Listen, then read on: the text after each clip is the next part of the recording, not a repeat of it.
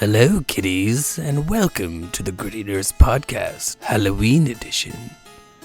What makes a hospital so scary? Is it the food, or is there something more to it? Well, I'll tell you, but first, turn down the lights, charge your defibrillator, and find your favorite nurse deadite, while you listen to these chilling tales that explore why hospitals are so terrifying. You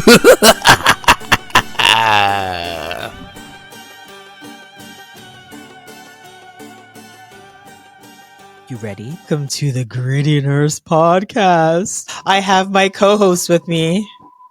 This is Nurse. Didn't get a break, didn't drink water, didn't go to the bathroom, had cold pizza, worked way more than 12 hours, not enough staffing. This is what we look like after a shift, yo. Anyways, I actually have another co-host coming today. And I think some of you can say they're Jimbo, might recognize him. He is none other than the amazing Matthew. Welcome to the show.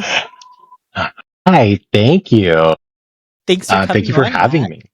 Yeah, Again, thank you. You know, we have to have a Halloween episode because Always. it would not be the Gritty Nurse if we did not. And I think that, I'll be honest, these are probably my favorite episodes to do because I just love talking about all things scary. I guess I'll stand up a little bit. Yeah. Oh God, we lost him. We're supposed to get the crash cart. Oh my God. Let her lay on the ground. Help. I'm being attacked. Now it's turned into a whole other thing. Oh God. But yeah, like seriously, chill. There we go. But yeah, like Halloween is like my favorite holiday. I know for some people it's Easter or it's Christmas.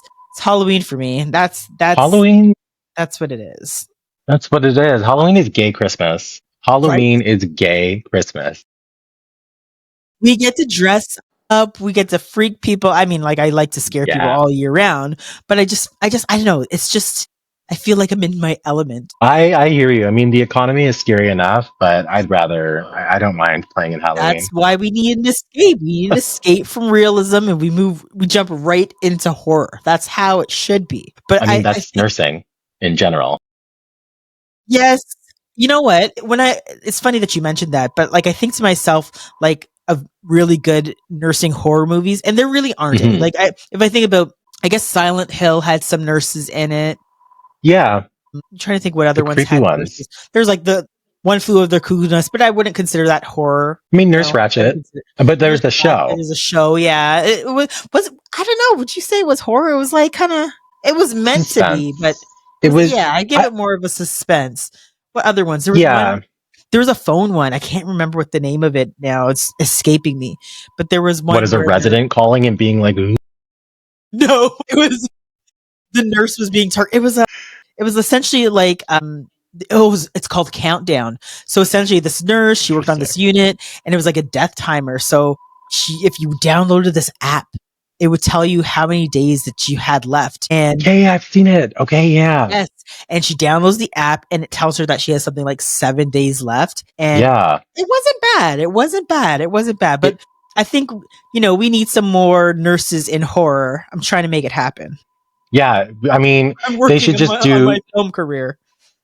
They should just do Us in School. That's pretty horrifying in and of itself. You know what? I would think that would be probably like a pretty dope horror story. Like it would be for a nurse just freshly into nursing school, and somehow she encounters the paranormal while she's on her first couple shifts, and she then has to navigate nursing school with trying to tell other nurses and other allied healthcare professionals that these hauntings are happening, but no one believes her because she's a nursing student. Oh my God, I could see it. I feel like we get overshadowed by doctors. Well, this is why we're going to make it happen. We're going to make it happen. Yes. But one of the things I've always said on the Gritty Nurse is every nurse has a ghost story. I don't know why it is. It just seems to be the way that we all have these encounters. And again, we have our scientific minds. We use evidence-based practice to, for knowledge and to do the things that we have to do to take care of patients. But somehow otherworldly things tend to on night shift. Yes. I've never On heard of a night horror story on the day shift. shift, right? I mean, I guess it could happen. But it's The always day on shift night, is a horror story. right? All of them clipboards running around there, like just anyways, we know how it be. But Exactly. always like starting with some of the scary stories that I've curated and found on the internet in relation to Mhm. nurses.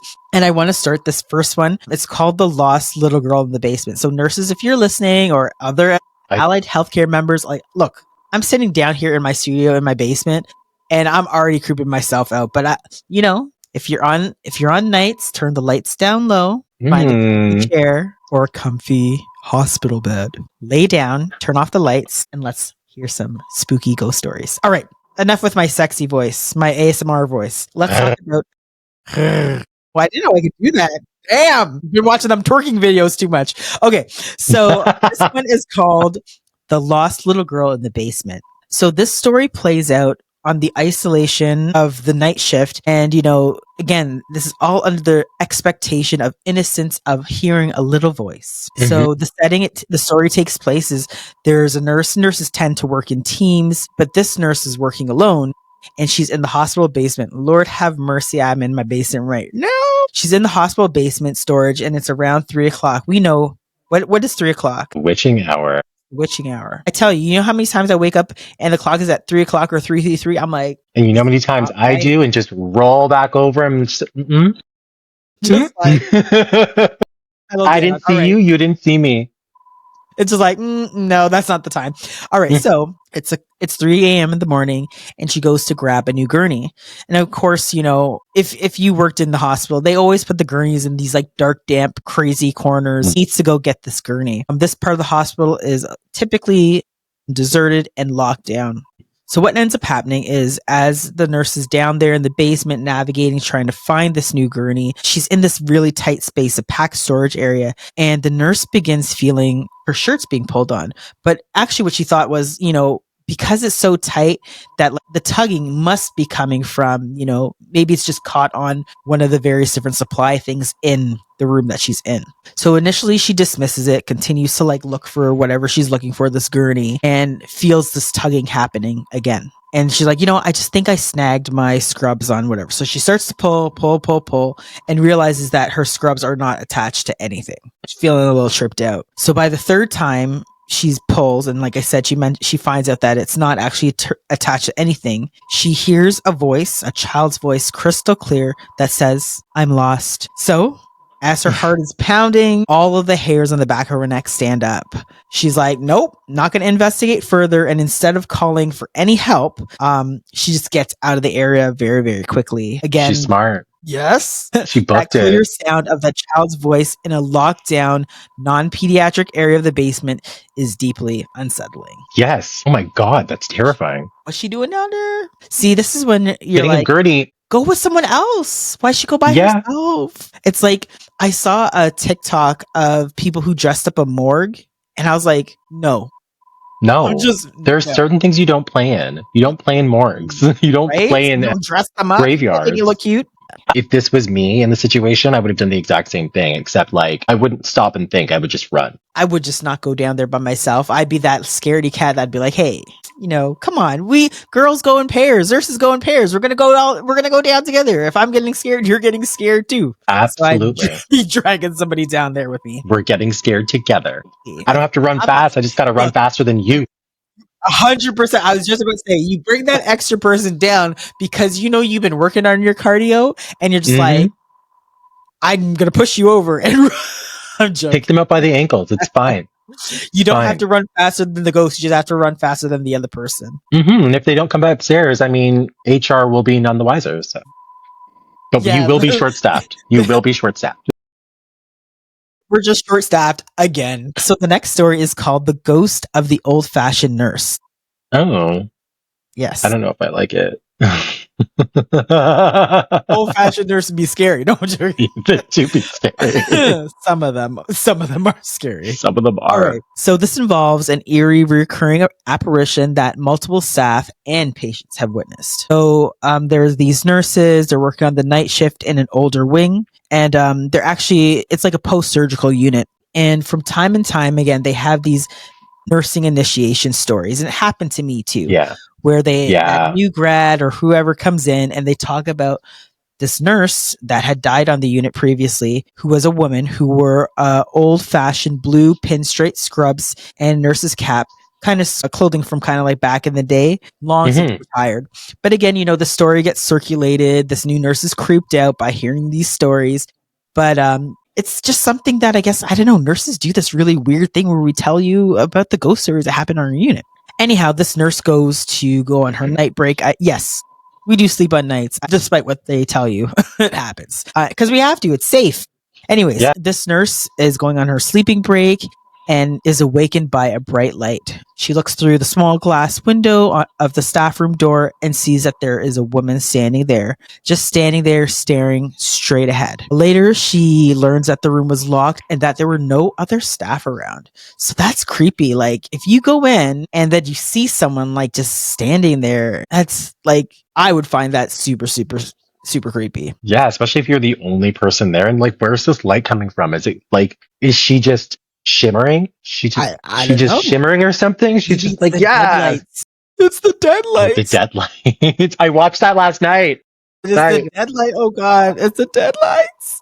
So, an older coworker recognizes the description and reminds her of the story earlier that was told, that she had now seen this nurse who had died in a car crash after falling asleep from driving home from a long night shift from years ago. So this nurse continues to return for her shift. No. Yeah, so patients on the same floor continue reporting seeing this old-fashioned nurse with a short haircut and old-fashioned scrubs peeking in room from room with her flashlight, standing quietly at the edge of their bed to check on them.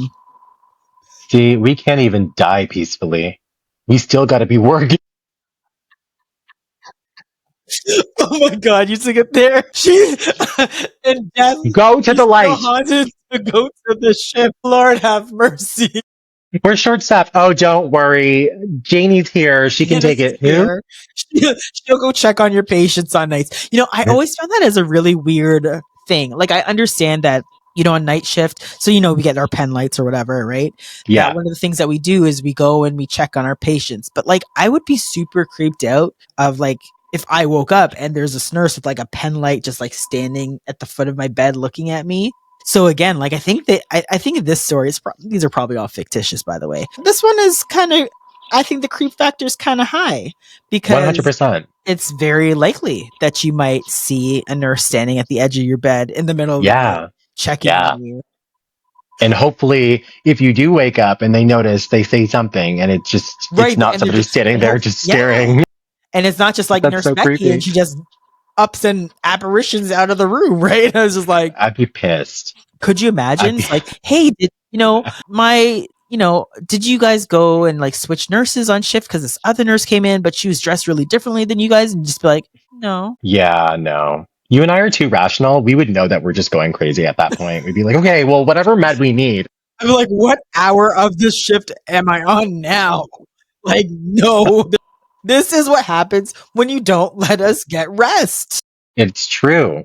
We just true. Zombieing around there. And not doing the best work that we should be doing. It affects patient care. Nurses, you don't want your nurses to be a zombie. So, like, you don't. Staff us properly. Proper ratios and all that stuff. Yes. So the last story here is, okay, let's give our rating. I give that one an 8. It's pretty cool. That one is, you know what? Like, that one is, like you said, the likeliness of that happening is pretty likely, whether or not it's living or dead. It's most likely a living nurse, but yeah, still creepy. We hope the living nurse, but like, it's still pretty creepy, because if I woke up and somebody was at the foot of my bed, I would start, agree. My fight or flight is fight. Same here. It's like, so Logan was saying to me today, it was kind of funny. He was talking about like, coming into our room at night, and he's like, Mom, do you remember that time you kicked me? And I was like, yeah. And he's like, why would you do that? I'm like, well, if you stand an inch from my face, my reaction isn't to go, ah, my reaction is to go, ah. Exactly. Or flight. He's fine, by the way. No abuse happens here. So the last story, is the little old lady and the call light. So this is a story that talks about a recently deceased patient and whether this patient continues to follow their routines. Mm-hmm. So the story starts out with a sweet elderly patient who has dementia and never understood how to use her own call bell. Okay. So when she would need help, she would tiptoe over to the kind, lucid man next in her wardroom and politely ask to ring the call bell for her. As we know on how things go, this poor, sweet old elderly lady dies. She passes away later that day around 4 p.m. But just a few hours later, so just after shift change, while the family is saying their goodbyes, the gentleman next door rings his call bell. When the nurses rush in, he calmly tells them, the lady next door is ready to go to bed now. The twist is the man explains to the nurse that the old lady herself had snuck into his room and actually pressed the call light. She was wearing a white robe with her rosary beads, and really the last bits here was that when her body was viewed at the funeral home, she was dressed in a white gown holding her rosary beads. Exactly Wow. as he described. That's Right? interesting. This reminds me of the story with Pops in the hospital. Right. Yes. Yeah, Yes. yeah, So yeah, I might as well just tell that story, right? yes. So my So grandfather. Yeah. wait Go a ahead. minute. The story that you just told on the scale of the Yes. creep factor, I'm gonna give that's definitely an 8 worthy as well, but I think this next one is creepier. The one you're about to tell with Pops, creepier. Well, I would give the story. I'd give it a 9, like a 9. I think Yeah. you could do some creepy stuff with that. That's like nun level creepy almost. Cause like I could just, or even like, what was that one that I watched the other day? Drag Me to Hell, like the old lady in the car. I don't know. I just Yeah, find that horror yeah. movies tend to make old people really scary now. Like they just use a lot of different tropes, and Well, when they bring yeah. in elderly people, they make them really creepy. Elderly people and children are creepy Yes, when it always, comes right? to horror. And honestly, pregnant people are creepy in horror. They do some really messed up stuff with when they go down that route. It creeps me out. Like Rosemary's Babies and stuff. I couldn't Hmm. when I was pregnant with Lily. I couldn't watch any of that stuff. It just creeped me right out. Yeah, It was too it's too much. close to home. Yeah, I was just, I don't want to have a demon baby. Like, I just don't want to do this. So yeah, I just stayed away. But let me tell you, folks, if you hadn't heard the story, I don't know if I had told it before on the Gritty Nurse, but I'll regale you with it again. So yes, dim those Hmm. lights for another one. So this one actually happened to me, and this happened a while back. So my grandfather died, and he actually he was on a palliative care unit at a very old hospital. That hospital no longer exists, and he actually was in a ward room. So he is again in a room shared with 4 people. I don't know if you can hear that, but I'm getting freaked out. What are you hearing?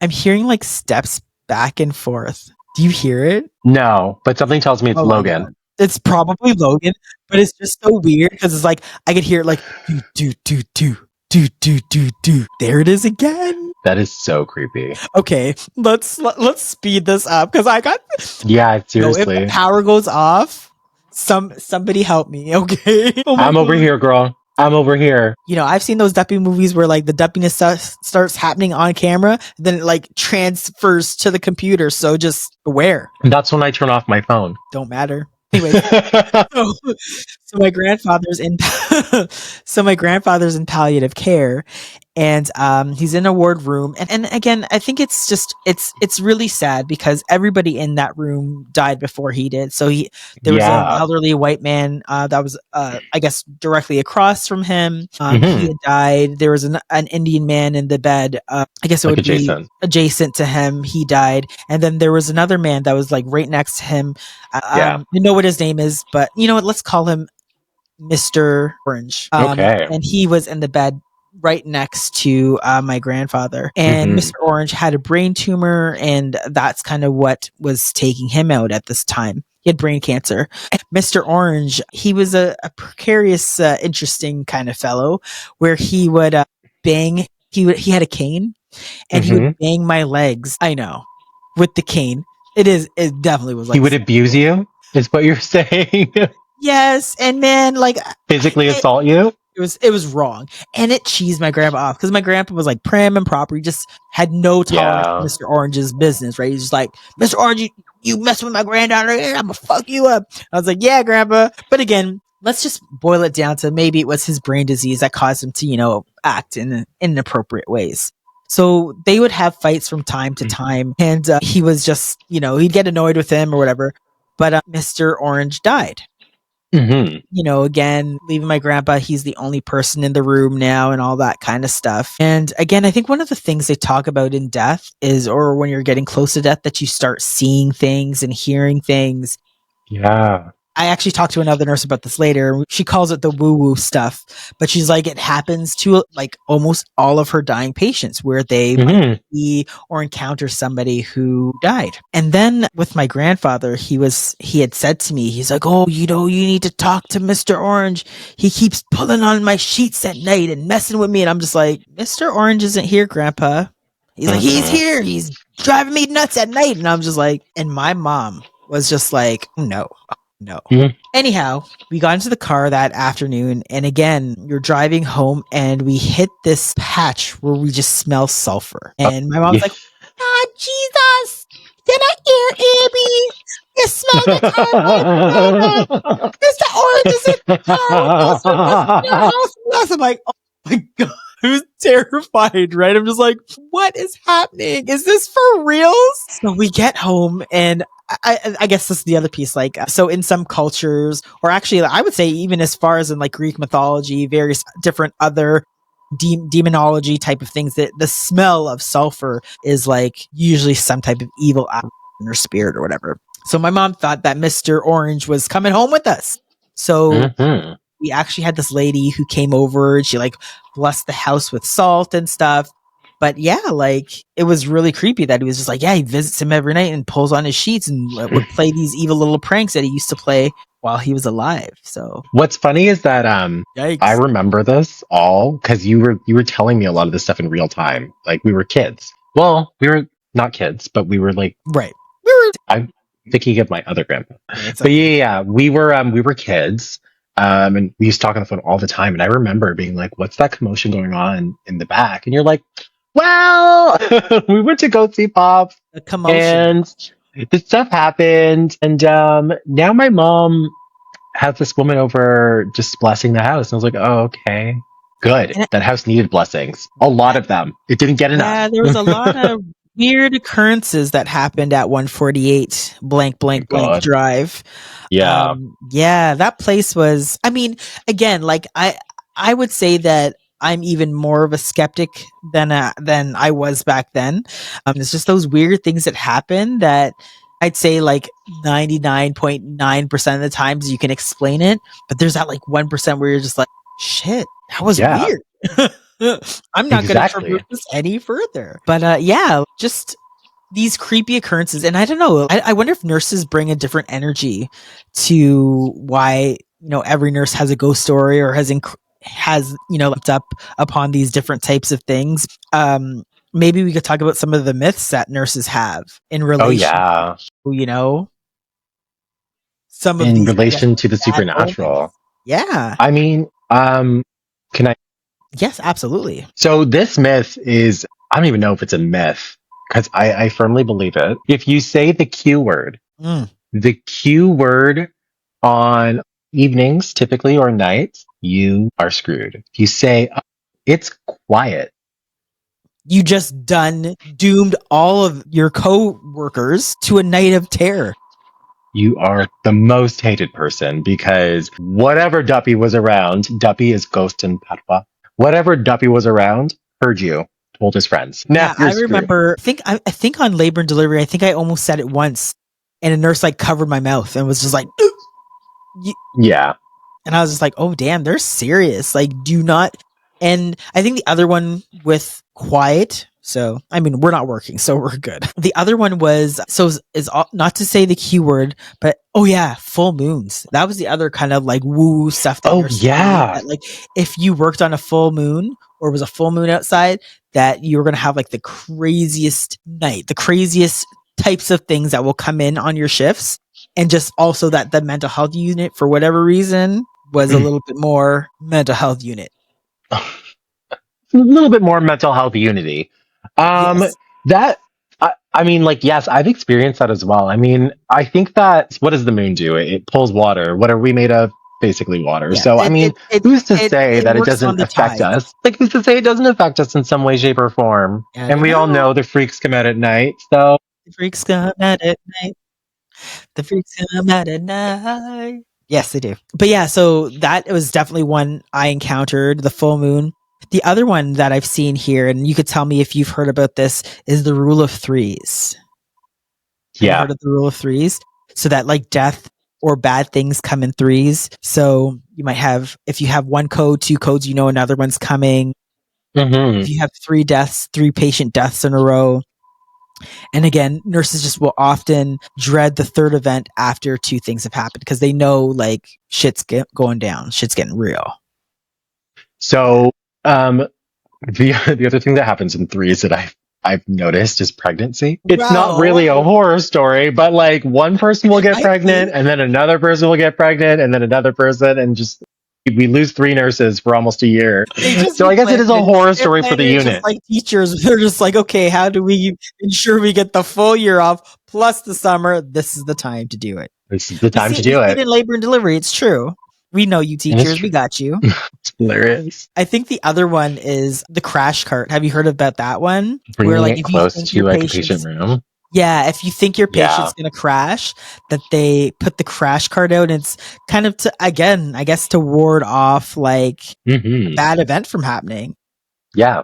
Or it'll ward off a code blue, and I've seen it happen. Like, and of course there's no real science to it, but I've seen nurses do it where they're just like, all right, bring crash cart a little bit closer, we're gonna just leave it here, and hey, maybe there's, I don't know, I don't know how it works, but it's one of those things that nurses do. Well, I mean, when I was in the ICU during the pandemic, it's definitely something that you do because you don't want to go run and grab a crash cart, right? But even where I work now in the operating room, if we suspect anything, the crash cart goes right next to the door. Like it's just like if we're like, okay, well, something is likely going to happen, bring the crash cart. Like you'd rather be safe than sorry. And Right. typically we're safe. Like typically nothing happens, which is great. Yeah. I mean, running for that crash cart, that 5 seconds to go run out there could be the 5 seconds that that patient needed. True. And I think again, just the fact that the fact that it's there, it's just like, Hmm. an interesting, like a flip of a good luck charm, because if it's there, maybe we don't need to use it. Yeah, the bad energy is just like, well, they seem like they're well prepared. I'm just going to go somewhere else. We're going to, well, I mean, I guess there's that like image of death, and it's just like, go this way instead. I'll come back.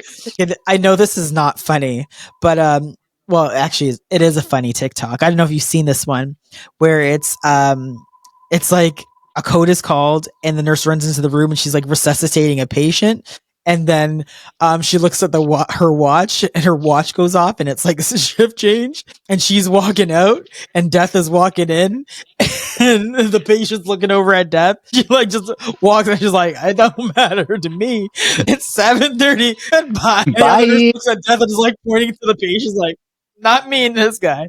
But it was just another nursing dark humor Oh, kind of a God. meme. You're right. It's not funny, but funny. It's The hilarious. other one, Matt, I found in terms of a ritual, and I don't know if I've Hmm. heard. Again, I didn't work in the ICU, so maybe you could tell me if this works too. So it says in the ICU, if a code blue is called for a patient elsewhere in the hospital, nurses may turn on all the lights and prepare an empty room for admission. This ritual's belief is that being overly prepared will jinx the admission, and the patient won't need the room. Have you heard of that? I I have not heard of that, but that makes sense. That's like them being prepared. I tell you, these kids be messing with me. Who's that? Wild. Yeah. So again, like you said, you didn't hear about this one before. No, but it makes sense. It makes a lot of sense because, like, if you hear a code, like a code blue, like, why not ready a space if anything was to happen? Yeah. Well, it's the readying of the spaces to like ensure that you don't get the admission. True. This last one I've definitely heard of. It's the unlucky room. I talked about this actually in the Wisdom of Nurses, because I Hmm. had this encounter where there literally was a room on our labor and delivery unit. Let's call it room 144, where essentially like we had the rule of three. We had 3 deaths in that particular room, and again, maternal deaths are like absolute worst. And then that room turned into just a prep room. They never used it for laboring anymore. This was considered the unlucky room. They didn't want to put any laboring patients in there because they're like, every time we put in a laboring patient there, there's like a maternal and a fetal demise. So this omen or this ritual is certain rooms on a unit may be informally deemed to have bad energy due to the high rate of severe illnesses or death that occurs in that room. And then nurses may feel a sense of unease when a new patient is assigned to that room, or, they just don't use that room, or they turn it into something else, like a utility closet. So yeah, our room 144 was turned into an OR prep room. So the patient would never be in the room more than 2 hours. Yeah. Crazy, right? And that is crazy. And you would think to yourself, right? Again, there's like our rational mind as nurses, as healthcare leaders, as managers and administrators, and the room was completely outfitted to do something else. Like it should be a laboring room, but they were just like, because of all these bad things that happened, they don't use it for labor at all. And I mean, to the point where we will, like when I was working there, like those 2 rooms, so it was like room 144 and the one right next to it, they would use up all of these other spaces. And even if someone had to go in there, they would hold off until like maybe someone's delivered their 1 hour postpartum to even put them in that room, as opposed to bring them, or they'd leave them in triage. Like that's how, they were just like, we will not use this room. Wow. Wild. But yeah, the last one I have here is actually I have 2 last ones here. So the second last one is opening of a window. So when a patient passes away, some nurses will open a window for a short period of time to allow the soul to escape and move on, or for any bad energies to out of the room. That's an old one. That's something that I mean, like I do. If I sage my place, and I do sage my place, you open up every window to let out all the spirits. Bad energy. Speaking of energies, this is something I wanted to bring up, because like when you have situations like the story from before, where you've had the rule of 3, what does that room feel like when you walk into that room? It's like, I hate to be super cliche, but like what's that movie again? Oh, The Grudge. The Grudge. You know how like the premise of The Grudge is the room carries the weight of all of that bad energy, or the crime that happened, the murder, the fear that person had in their eyes, like all of that is carried in that particular space, right? And it leaves like, it almost like it rips like a different like space and time continuum, and it makes the room heavy. It's traumatic. Again, it makes the room traumatic. This movie, but again, I think is some truth to those feelings. Like that's why they got down the Amityville house. They tore that down. They tore down Paul Bernardo's house, because they just feel like various different spaces, because of all the horrors that happened there, that the energy is just off. And I mean, like, us is not there. The vibe is not there. The vibe is not vibing. Us as human beings, we vibe off of each other. We vibe off of each other's energy. We feel each other's auras. We see each other's lights. And you can walk into a room and you can feel the energy of that room, especially if there's people in it. Right. Like even at work, I can walk into an OR and feel that it's just super tense. And I'm like, what happened?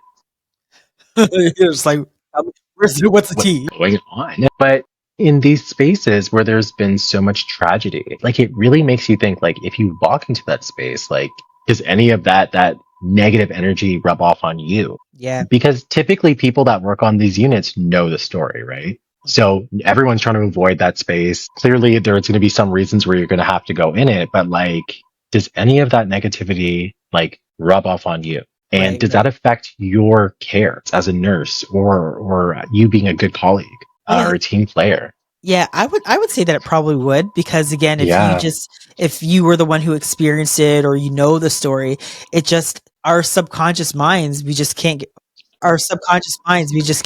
get rid of that feeling or those thoughts. Yeah. And our brains are very powerful, right? Powerful in terms of suggestion and these different things. And I think, again, nurses, we have intuition as well. We have to listen to that.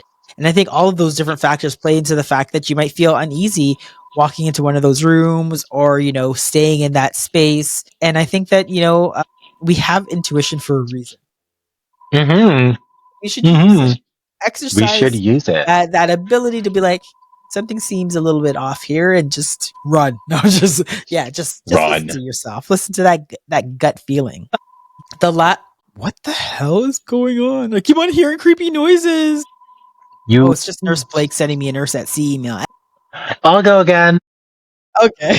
Well then. So yeah, the last one here on the list is tying a knot. I've never heard of this one at all. My nursing days was you mired the corners, but this is a new take. So supposedly this is less common, but is reported that this ritual of tying a knot in the corner of a bed sheet for a patient who's actively dying with the hope of helping them to peacefully last until the next shift or through a specific transition time. The fuck is a knot gonna do? I don't know. And why would you do that to your colleague who's coming on? You must hate that person. You know what, Mr. Benson? Don't worry. You're going to last at least another 12 hours. I'm just going to quickly knot this one up for you, okay? You're just like, not today, Mr. Benson. Jenny's coming on. Yeah. It's like, your favorite nurse, she's going to be here. Hold on. But yeah, so tying up a knot. If you've heard of it, I'd love to hear back from other nurses who might have heard from that ritual or even any of the other ones, or if they practice them. That'd be kind of interesting. But yeah, I guess the whole idea behind these nursing rituals is they're probably just coping mechanisms, right? To manage stress and anxiety, the feeling of helplessness in these situations. And, maybe to just gain some control in these very chaotic, high stakes workplaces. But also just, these things create a sense of community. And again, if we all share these practices, it's kind of creates a little bit of the makeup of nurses. Like I said, we all have a ghost story, and there's probably a reason why we do all these different things. It creates bonding, not the bonding where you're initiating your nurse and you're being mean, not that kind of bonding, but just the fact that, we have a shared sense when it comes to these different things. 100%. And having that shared sense with your colleagues, it's always good because something creepy happens, you know who to go to and be like, I just need to talk to somebody for a second. Yeah, and they might be like, yo, it happened to me too. And you're like, oh God. Yeah. We need to get off this shift. Well, something creepy happened to one of my coworkers a few times, and then it happened to another one, but I was in the room. So we always say that, so in my hospital, there are 10 ORs, and we always say that room 5, the room that I was working in today, actually, is haunted. And it's because this one nurse, a few times she's gone into that room and she's been there by herself because she's just setting up the room for the next day, and the phone will ring. So she'll answer the phone and no one answers her back. Nobody hangs up. Nothing's going on. She'll hang up and then it'll ring again and then she'll answer it. And the thing is on the phone, the number that it shows is the front desk. No. The call is coming from inside the house, darling. So with another nurse I was with, it happened. And I was in the room with her and she's just like, why is this happening? Why is this happening to me now? So I don't know. Room 5's haunted. Yeah, no, that is creepy. It is creepy, especially because there's no one in the room with her. She's just in there setting it up for the next day, and just the phone just keeps ringing and no one's answering. It's really weird. Gives me chills. It's a no. It's a no. But yeah, I think that it's good that we talk about these various different things, these aspects, these quirks, I guess that come with the profession. 100%. And that, of course, we have to, like I said at the top of the episode, 99.9% of the time they can be explained, but there's that 1% where it's like, and even if it is explained, it's still terrifying. Right. It's still that it's happening. Validate my experience. Right? How are you going to explain a patient levitating off the bed? Explain that one. Hasn't happened yet. I hope it doesn't. Compels you, yo. Exactly. Like, I would. See, that's when you walk in. At that point, I'm just leaving. Like, nope. Yeah. I have to say, if I walked into a room and my patient was levitating, I will abandon that patient. I'll call in you sick. you could fully be like, yep, that was nurse abandonment. That would be me. Yep, I I'm would be leaving like, the profession for yes, good. you and I. Could you imagine you and I as nuns? It would not be good. It would not be good. Well, I'd mess up the first day. We know why. You're over here converting people. What's going on? Right. But yeah, like I you're so funny. I just love having these conversations, talking about all things scary. Yeah, we have these issues and these things that happen, things that go bump on the night on the Things that nursing go bump unit tonight. in the hospital. Because yeah, it's like Yeah. the hospitals can be a scary place. Have you ever been to, I know you don't work in a hospital now, but have you ever been to like the sub basement in your hospitals? Yes. So the hospital that I worked at before had a tunnel connecting. So I guess they had like an old hospital and then they had like a new hospital. So but they decided to keep That this sounds tunnel. terrifying. Yeah. Yeah, creepy as hell. Yeah. Yeah. Like My hospital very has them. creepy. I'm just like, why do like you could have tore this down? Like we You do should have. not need this creepy ass tunnel. Like Fill it up with cement. Fill it up with cement. We don't need it. don't need it. No. Oh my goodness. But yes. But yeah, I think with that, we've kind of touched on all the various different things. We got our stories in, talked about these nursing rituals. I'd love to hear from other nurses to be like, hey, like, have you heard of these rituals? Do you follow them? Do you do them? And are we just, talking baloney? I know we're not, because yeah. We're not. And also, like, it'd be really cool to hear other people's experiences surrounding the paranormal, and also like people that are not from here, that are not from North America, people that are around the world. Oh my god, those stories would be like it'd be terrifying. Yeah, because I would love any to hear horror from story, other countries. yeah, it'd be so interesting. So please, listen. Yeah, please hit me up. Share a story. Yeah. So, love to hear what your thoughts are on all things ghosts and what goes bump in the night at the hospital. Have you had a ghost encounter? Do you do these rituals? Love to know about it on the Greener. So drop me a comment. And again, thank you, Matt, for entertaining me and coming on the Greeners podcast, because again, always, darling. Amazing. Yes.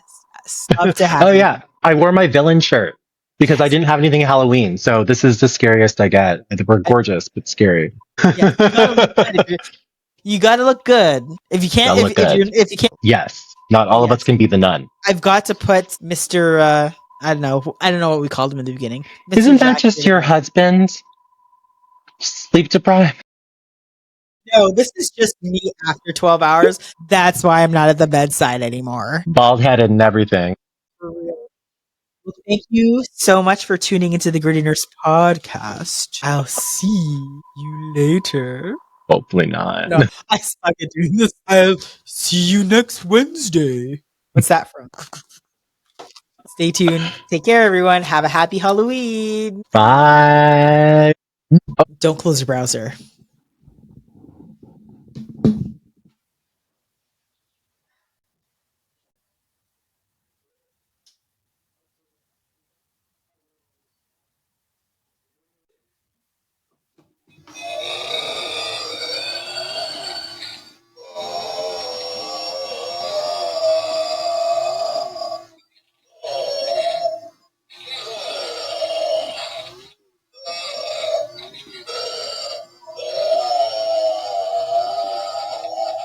Looking for a great gift for a nurse or someone who needs to learn about nursing?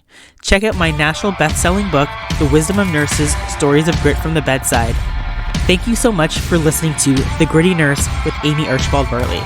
If you're watching on YouTube or listening on Apple Podcasts, Spotify, iHeartRadio, or any other podcast platform, please hit the subscribe button so you'll never miss out on any awesome episodes from The Gritty Nurse. Thank you so much, and stay tuned until next time.